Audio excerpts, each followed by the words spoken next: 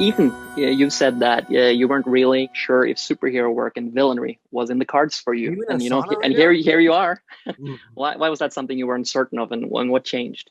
Um, well, first of all, I should say I'm uncertain of everything in my life all the time. I'm never certain of anything. Uh, but I also, you know, I think that I think I was wary as a young actor to.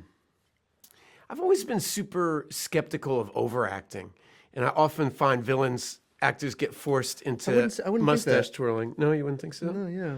You thought I overacted all the time? Yeah, I thought that was your thing. That was my thing. All right. Well, so I was. You win some, you lose some. We're not all seen the way we want to be seen. You know. I mean, have you seen The Good Lord Bird? Yeah, I have overacted before. I'm just saying it wasn't my go-to. Oh, okay, move. got it. Okay.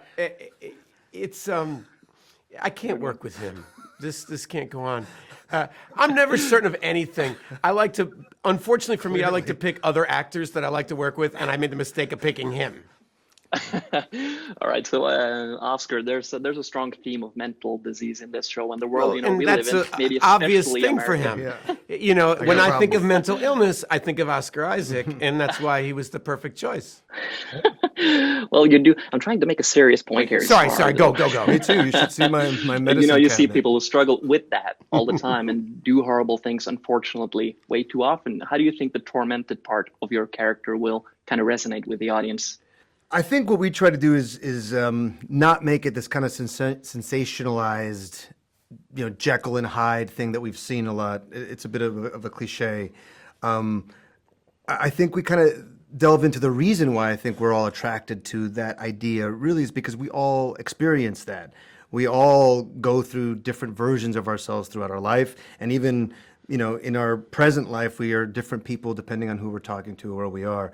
And for us, it was really about making everything that you see in this show an expression of the internal struggle that Mark and Stephen are having.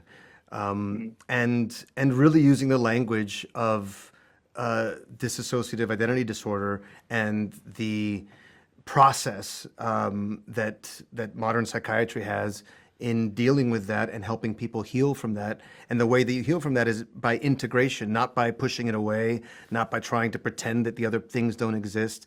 These alters, this was a survival mechanism that nature kicked into gear in order for a person that suffered severe abuse for an extended amount of time at a young age needed to create in order to survive.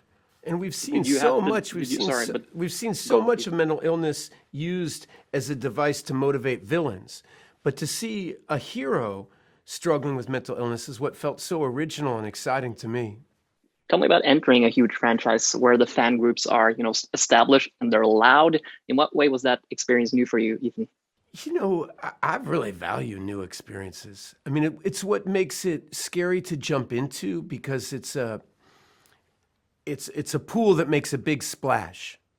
People watch it, people think about these things, and that often lends itself to not experimenting and not being playful because it can make people want to be safe and just make sure you don't do the wrong thing.